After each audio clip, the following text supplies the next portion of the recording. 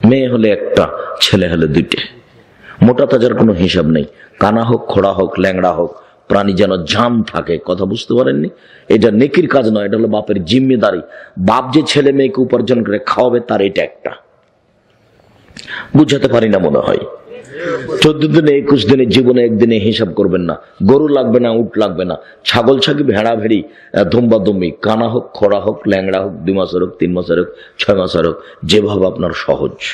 أعوذ بالله من الشيطان الرجيم بسم الله الرحمن الرحيم